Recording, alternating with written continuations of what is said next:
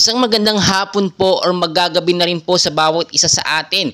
Latest weather update po muli tayo sa binabantayan nga nating bagyo na si Typhoon Hana, which is muli pong namataan na may layo pong 785 kilometers east of northeast of Ibayat, Batanes po yan. Nasa loob na po ng Philippine Area of Responsibility natin.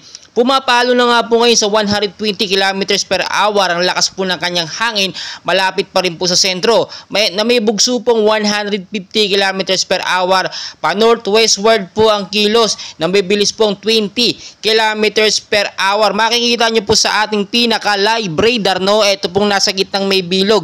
Yan nga po si Bagyo or si Typhoon Hana na ating binabantayan po ngayon. Ito nga pong si Super Typhoon Kuring ay natuluyan na nga pong nakalabas ng Philippine Area of Responsibility at hindi na po ito magiging banta sa atin. Lumalakas lamang siya sa kakaunti, no, dahil nga po sa hanging habagat.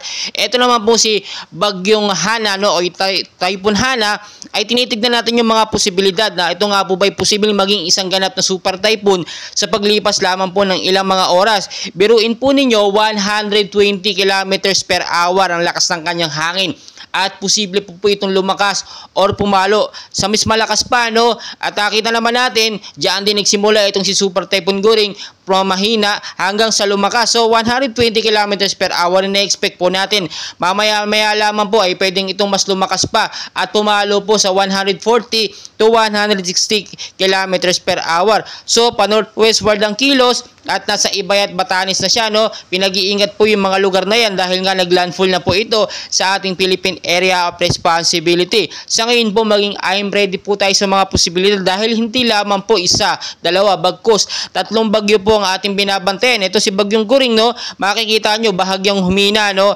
From 250 pinakamalakas niya po nasa 220 kilometers per hour na lamang siya. At direksyon niya pa Hong Kong, so wala na po ito sa ating bansa, nakalabas na po ito ng tuluyan. At nakita naman natin kakalabas niya lang may panibagong bagyo na naman. At babantayan po nating mabuti dahil siyempre ito nga po si Bagyong Hana ay posibleng magdulot po ng malakas na pag-uulan. Antabayanan po natin ang ating panahon dahil siyempre pasukan na ngayon.